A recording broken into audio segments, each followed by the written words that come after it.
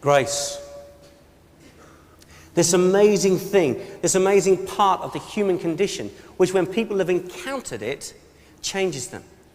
We go from the extreme situation of an HIV dying child in Russia to the war-torn zone of Chechnya, one of the front lines of the gospel today. And we jump back nearly 2,000 years to a customs and excise officer sitting there doing his job, who is about to encounter, in a totally life-transforming way, grace, as the man Jesus comes along and says to him, "Come, follow me." 3 lessons I want us to learn from this story, this amazing story tonight. Lesson number 1, that grace is very messy. Grace is very, very messy. It kicks off this story of Jesus coming along the road, and he's about to encounter this guy, and he talks with him and begins to engage in conversation, calls him to follow him, and then heads off to this party in the evening. And there's that wonderful phrase as it talks about the party, all that's happening. He said, that night Matthew invited Jesus and his disciples to be his dinner guests, along with his fellow tax collectors and many other notorious sinners. The Pharisees were indignant. "Why does your teacher eat with such scum?" they asked his disciples. Grace is very, very messy. Jesus understood, because it was a consistent part of his life, that if you're going to express grace, whether it be to a prostitute, whether it be to a woman caught in adultery, whether it be to a publican, or whether it be to a treacherous, thieving, little, tainted, unclean tax collector, it was going to be messy. And we know the story, if you know the stories of Jesus well, that continually he was accused of this kind of stuff, day in, day out, of being tainted by association with those that he's with. What is your teacher doing with this scum? His reputation was damaged. His cleanliness and acceptability in the religious circles was probably damaged beyond repair from this point, even though it's early on in his public ministry. And the expression of grace can so easily be misunderstood and so easily be misconstrued. And the Pharisees, obviously, as we see later on, just didn't get it. But anyone who has ever tried to express grace will tell you that grace is very, very messy. Met a young woman once, heard the story of how she was involved in Christian Union, and then in her second year of university, just felt the call of God to be involved in the women's group. And she got involved in this women's group, and this women's group, one of the things it did, it was to pay for people who had abortions. And she got all sorts of stick from all sorts of her Christian brothers and sisters in the Christian Union, all that kind of stuff, who said to her, "Listen, you shouldn't be associating with those people. They pay for abortions." She's saying, "Yes, I know, but I just sense the hand of God that I should be here building relationship, befriending these people." When she left university 3 years later, that group of women was still giving money to people who were having abortions. But because of her presence, because of her influence, they were now paying for people the same grant who wanted to keep their children. Grace is messy. Your reputation's put on the line. The founder of the Salvation Army, the church that I'm part of, time and time again, they faced that early day persecution. As William Booth said, we must go back across the bridge, time and time and time and time again. Back across that bridge, risking our reputation, risking how people think about us, risking the popularity of other religious folks. We must do that because it's on the other side of that bridge that the neediest people are to be found. Jesus understood, as he went and spoke with Matthew, that this grace thing was going to be immensely messy. Because grace is very, very messy. Met another young woman once. I don't actually know this lady's name. She may even be sitting here in this audience. I have no idea. We met at a conference once for evangelists. We were talking together. She said, "I just want to share a story with you." She said, "I'm training for the Anglican ministry. I just have this strong sense of call of God on my life to be involved in serving and giving to the gay community." She herself wasn't gay. She had no confusion about her sexual orientation, but just had this strong call of God to be involved with that particular, often marginalized community. And she told me this story, how on one occasion she went to a nightclub with one of her gay friends, and he went off to dance, and so she got in conversation with the barman. And she was chatting away with the barman, and he was talking to her and everything else, and eventually the question came out, "Well, what do you do for a living?" She said, "Well, I'll try to think of a good way of putting it, but there really was only one thing to do, to tell the truth." She said, "I'm actually training to be an Anglican priest." And then this man exploded with anger and bitterness and resentment, pouring out years and years of hurt and abuse he said he received at the hands of Christians, followers of Jesus. And she said, as he was saying this, I was saying, oh, Lord, please, I don't know what to say. I don't know if I should be here, but God, please, just give me wisdom. What should I say to this man's accusations? I want to defend you, Lord. What should I say? And when he stopped and drew breath, she said, I said the only thing that God brought to my mind. She turned to this young man behind the bar. She said, I'm sorry. I'm so sorry that has happened to you. She said his whole demeanor changed. And this man that had been so aggressive came from around the side of the bar, put his arms around her, and wept like a baby, weeping, I'm sorry, I'm sorry, I'm sorry. Her reputation had been on the line many times because of her involvement. And you can understand why she should be involved, because it seems that we have marginalized that particular group of people.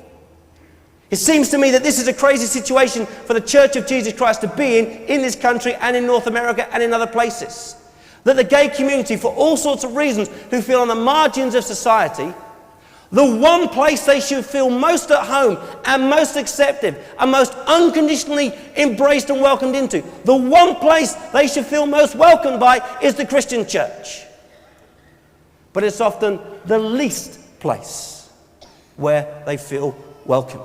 Leslie Newbigin, that great theologian, said this, that when Jesus met those that had sexually fallen, that had sexually made mistakes, he met with them, their lives were transformed as he dazzled out their sin with his love. He dazzled out their sin with his love. Grace is messy. But this nation desperately needs grace. And as Jesus encountered Matthew and his fellow tax collectors and those other notorious sinners, all these people coming together, Jesus wasn't there preaching at them. He was just there to party, to be and to hang out at this social event for notorious sinners. His reputation was damaged. And it seems to me one of the things that we've got to do as the evangelical church in this country is to put our reputation on the line time and time again. We're coming to a point where we have more popularity than ever. We have more accessibility to positions of power than ever. It seems in many places people are once again beginning to listen to who we are and puts us in a place of power and a place of influence, which, if we're not careful, could be such a dangerous place to be. Seems to me that the reputation that we have, the good part of the reputation that we have, needs to be consistently and persistently invested as risk capital for the opportunities to express grace. Grace is a messy thing. Jesus knew it. Believers throughout the ages have known it. But it desperately needs expressing. Grace is not only very messy, but grace is very, very attractive. Grace is very, very attractive. There's that wonderful verse that say in verse 10 that Jesus gathered at this party of all these notorious sinners, a wonderful kind of collection as a flotsam and jetsam of society gathered together at this wonderful party that Matthew and all his buddies were throwing. They wanted to hang out with the holy man. They wanted to hang out with this guy Jesus. There was something about him. The religious people couldn't work him out because he was more religious than they were. But the kind of guys that were not religious couldn't work him out because he was more irreligious than they were. He kept everybody guessing. Grace is an immensely attractive, very, very attractive thing. And it is the magnet of grace that drew these people. The magnet of grace always draws people. I work now within my company with a whole bunch of different corporations. One of them is a very large investment bank. We've been working with their kind of global talent people. And it was amazing to hear this team of people in London talking about this individual who I had the privilege of meeting a few weeks ago, who heads up this particular very large department in North America in this particular very, very, very large and very wealthy bank. And the way they were describing him, I'm thinking, this guy sounds like a believer. This guy sounds like a believer. And then I emailed him, and he emailed back, and it said at the end, peace and respect. Yours, Mike. I'm thinking, this guy sounds like a believer. And then we meet just 2 or 3 weeks ago in the very, very nice offices, in their very, very nice investment bank. And this man, yes, you know, he is a fully signed up, fully card-carrying follower and lover of Jesus. And it's amazing. This is an investment bank. People are queuing up to get in this man's department. There's never any gaps. There's never any space. They say everybody wants to get into Mike's department. Why? Because grace is very, very attractive. Because grace draws particularly the broken and the vulnerable and the hurting and those on the margins of our world. And it's no wonder that the magnet of grace that was Jesus drew so many people to him. And the call that was on his life is also on mine and upon yours. Amazing story of Abraham Lincoln. Walking down the street, came across a very common sight, tragically in those days. A slave sale was going on. And he noticed this particularly very attractive young black woman. She stood there with her head bowed. He thought maybe sobbing slightly. She'd had her shirt ripped down so her breast was partially showing, just showing her very, very lovely skin. And just a few feet off was a group of 4 or 5 men talking together about what they'd like to do to this young girl once they'd bought her.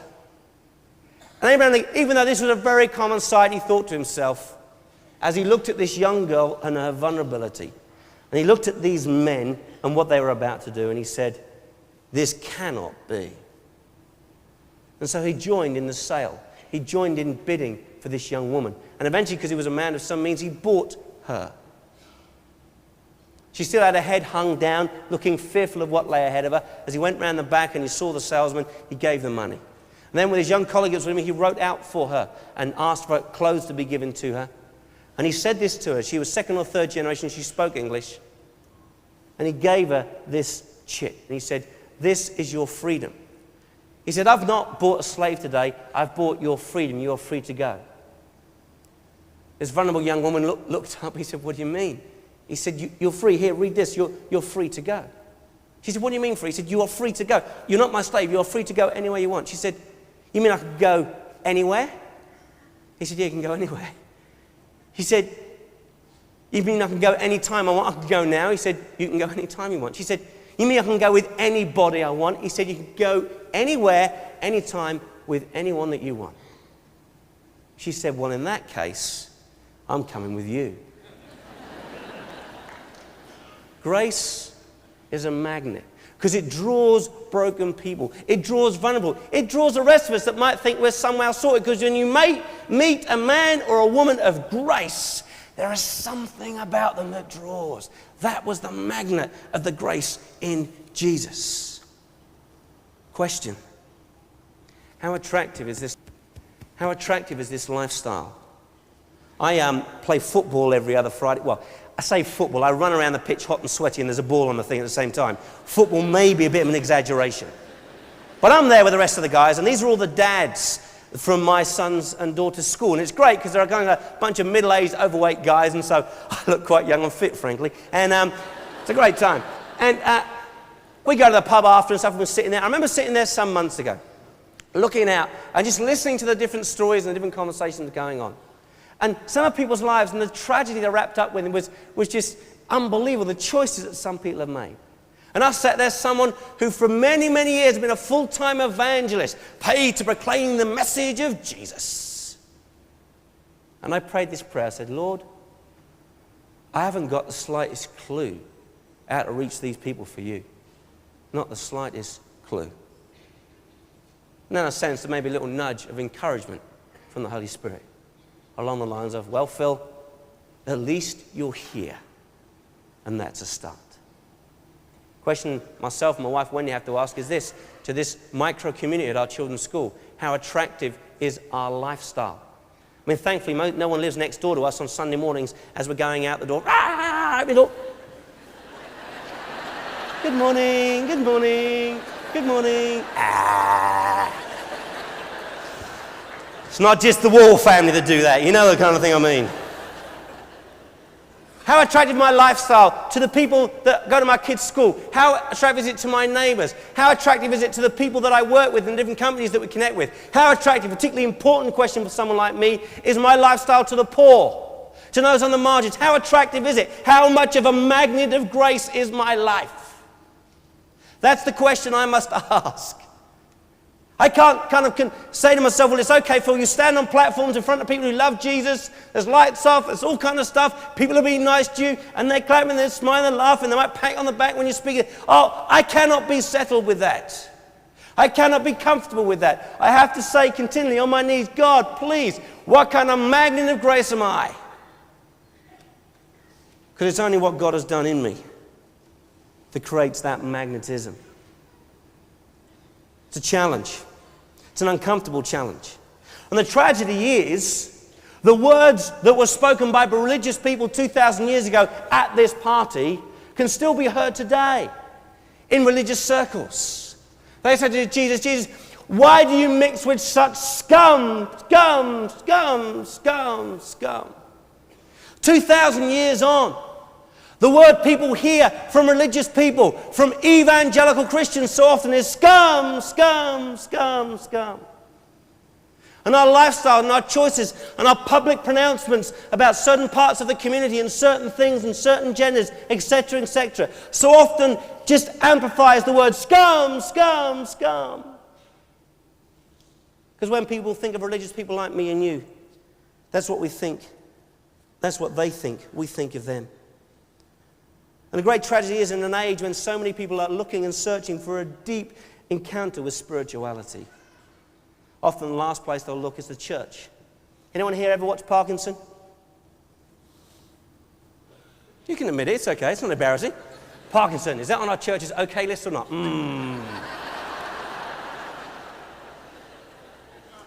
I enjoy watching Parkinson, and he interviewed John Cleese just 2 or 3 weeks ago. Anyone see John Cleese interview? Great interview. Last question. So, John, you've had all this success, but what are you going to do now? John Cleese says this. So, you know, Parky, as he says to his friends, you know, Parky says, I'm going to spend a bit of time asking why. Parky said, what do you mean? He said, seems to me, he said, that's a really important question. I want to find out why we're here. Seems to me that's a really important question, Parky. So I'm going to spend a bit of the rest of my life asking and seeking the answer to that particular question. People asking all the time those kind of questions. But sadly, too often, the last place they come is to people like me and to people like you. Particularly to people like me. And maybe the people that I'm close to in my community. We have a little community hall that's about 600 yards from our church. And they have this kind of psychic fair there every 6 to 8 weeks. Same thing, same posters, same stuff. And we thought, well, you know, this is our church, this is our community. Really not that happy for this confusing stuff to be going on, so we're going to go and hang along. Well, the kind of church I'm part of, there's lots of younger people in it. I'm the oldest leader at 24, and so there's a lot of younger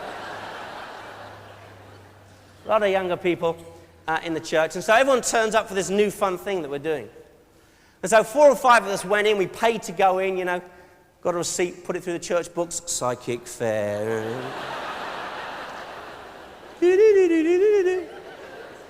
Gave the treasurer a crystal as well. Anyway, we did that. We went along. We sat down, and 3 things disturbed me a great deal about this particular psychic fair. Number 1, the sheer and utter nonsense that people, intelligent people, sat and listened to. Couldn't believe this lady's talk. I sat in on this talk on auras.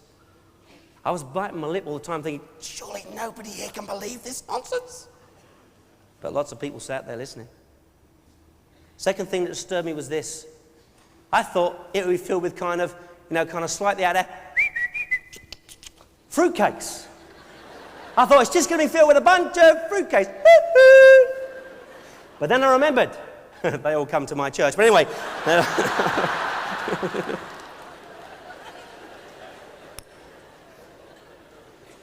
But it wasn't. It's filled with middle-aged, younger, 20, 30-something, middle-class, professional, intelligent, spiritually hungry people. Third thing that disturbed me was this. I got speaking to this man. He called himself a shaman. He was into indigenous Indian spirituality. And I read his CV, and we are talking a serious PhD wacko. Went through all the different things he did, and then right at the end, specialist in American conspiracy theories. Been watching too many movies. So I went up and I thought, I'm going to chat to this guy, and I didn't want to sit down because it said £45, 15-minute session. I mean, I'm not that committed to evangelism, but anyway, I thought, I'm not going to sit down. So I got chatting to him, and I said, we're talking away. He said, what do you do? I said, I talk to people about spirituality. He said, oh, great. I said, what do you spend most of your time doing? And he leaned forward. And I thought, this is strange. And he was looking to see if any of the other people could hear. He said, actually, I don't spend most of my time doing this New Age stuff.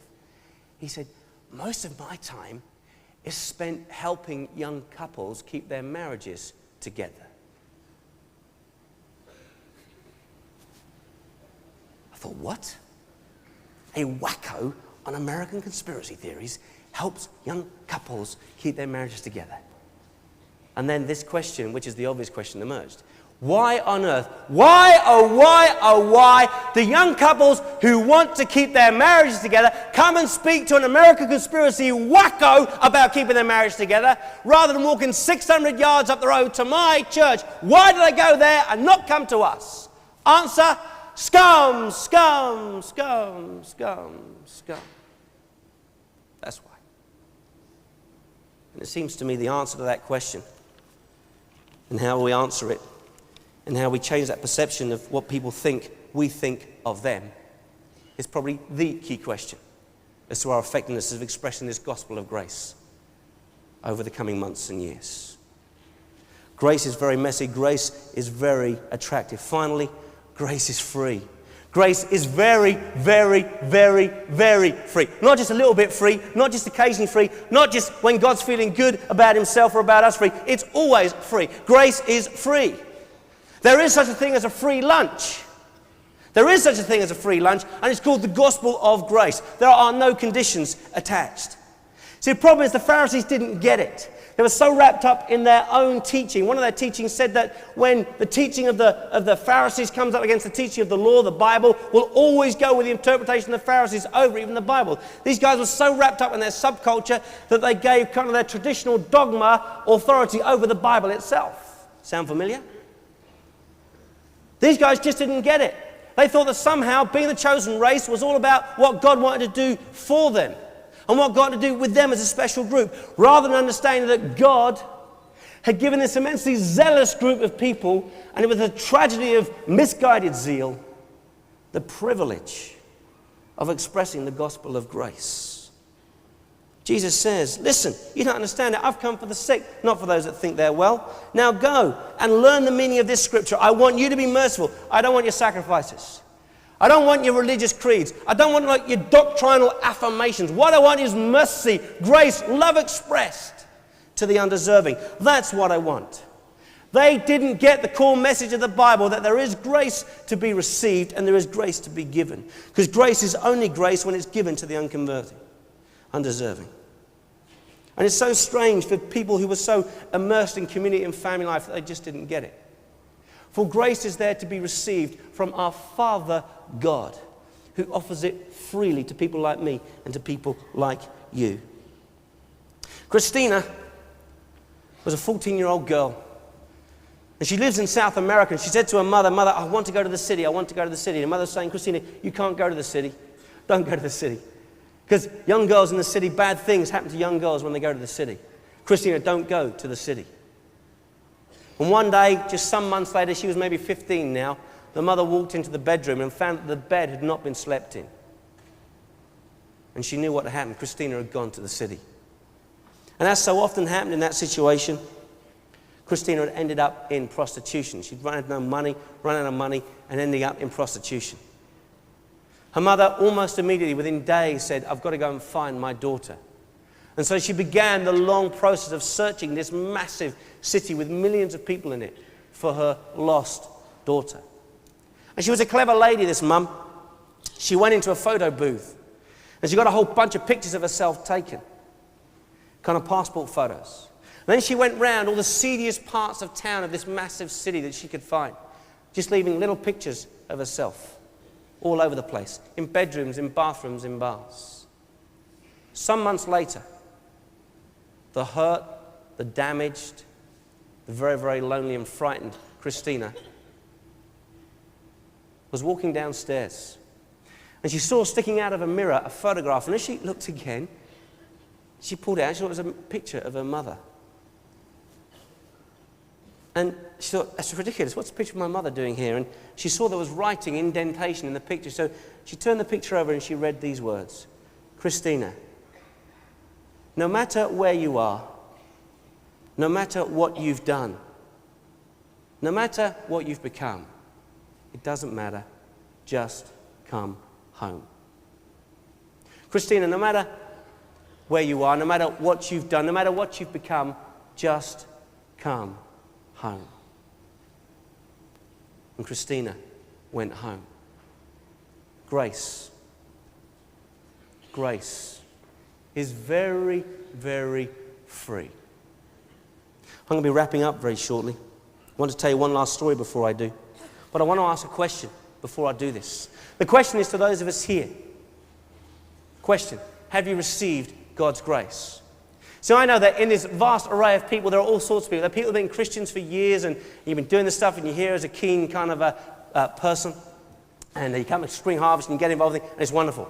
Then there's people that, have kind of been dragged along, the draggees they call them. Yes, that's you.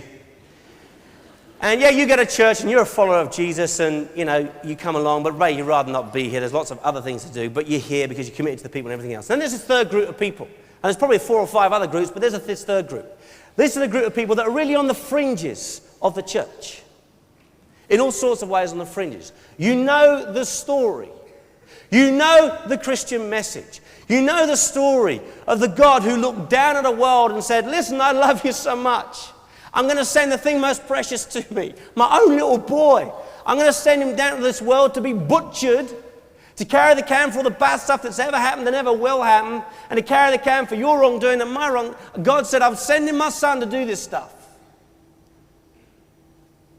And still having sent him, still gives us a choice. Jesus having come and fixed the world, God still gives us a choice, and the choice is this, will you follow me? Matthew faced it at the beginning of the story. Matthew faced it there and then. We face the same question. Jesus says, will you accept this wonderful gift of grace, this offer of a brand new, fresh, new start for life, where God will wipe away all the things you've ever done. He'll forgive you for the things that you've done wrong that have hurt you, other people, and him, and yourself. And he'll give you a brand new start in life. This message of grace, unconditional love that God offers. Will you accept that? You know the story well. You maybe been to an event like this many times before. And I guarantee it, as I'm saying this world, lots of your friends around you going, Lord, speak to him now. Speak to him, go on, Lord.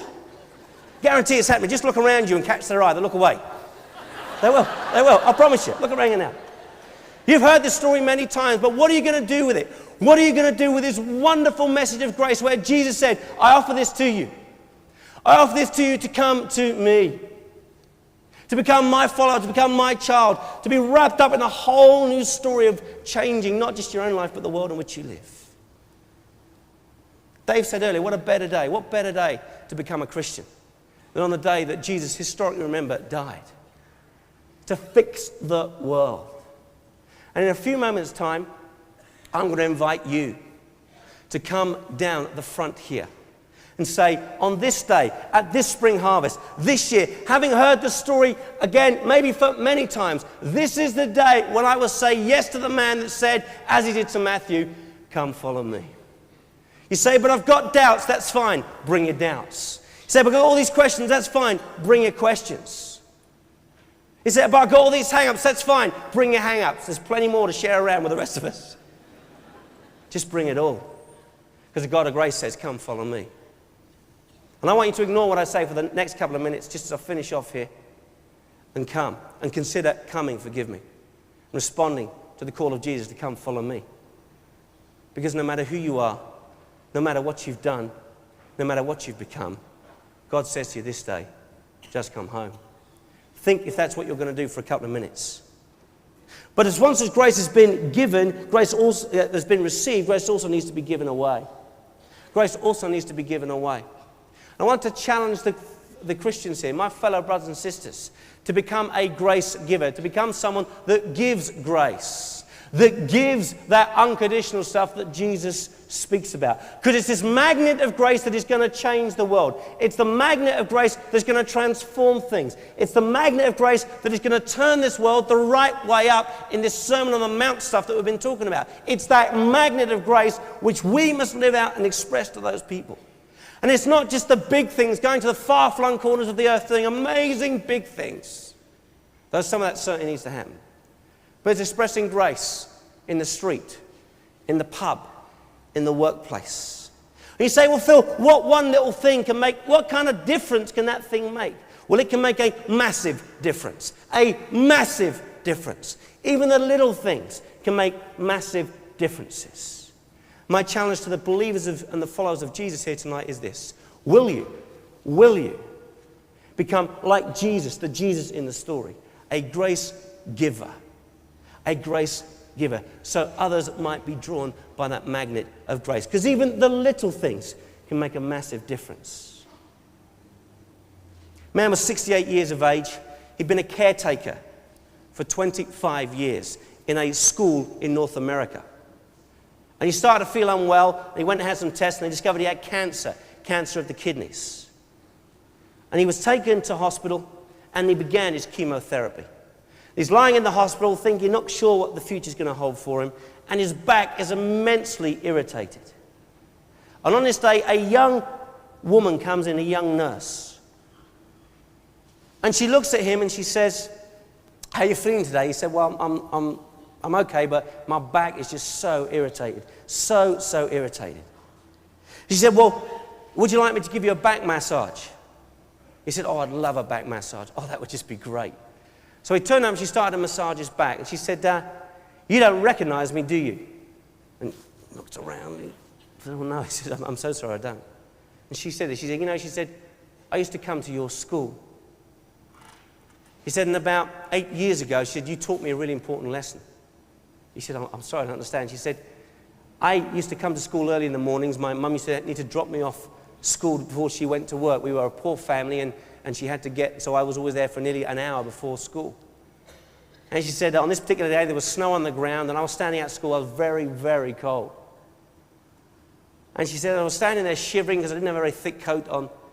You saw me, and you came out, and you invited me in, and you sat me down in your room, and you gave me a hot drink.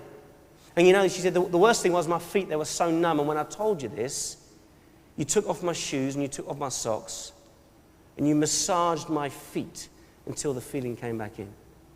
Then she said, I went off into school, and just as I was leaving school that day, I heard you call my name. I heard you call my name. And you came running up to me, and you had in his hand a big coat which someone had lost a few years before and never claimed. And you held out this coat to me. You said, look, this is yours. I'd like you to have this. She said that coat was way too big at the time, but I wore that coat for the next 4 years. And she said, I want to say to you today that you taught me a lesson on that day about the privilege of what it is to give and serve others. And she said, I want you to know, because of what you did for me on that day, I work as a nurse today. Even the little things can make a difference. I'm going to invite you to stand, if you would, and we're going to pray. I'm going to invite the band, if they would, if they come back.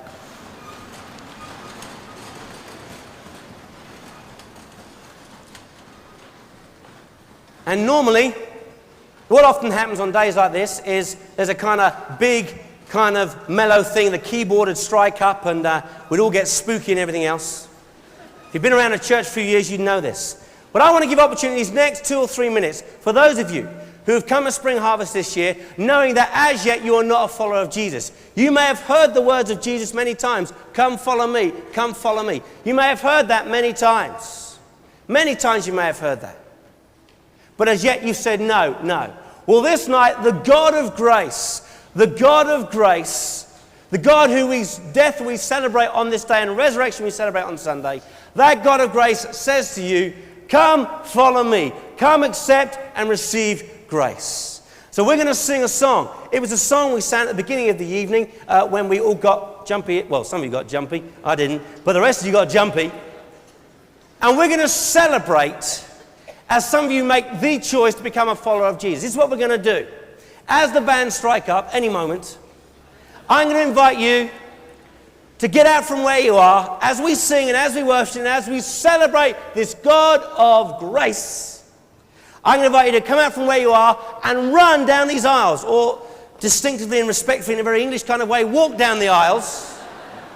To say, on this day, on this Good Friday, I say yes to the man who says, come, follow me. Not in some somber moment, because there's not a lot to be somber about, but in a moment of absolute ecstatic celebration. On this day, I am choosing to follow Jesus. If that's what you want to do, now as we sing, would you step out from where you are, come down the front and allow us to pray with you. Please, as the band sing, play, and as we sing together, would you come out? Thank you.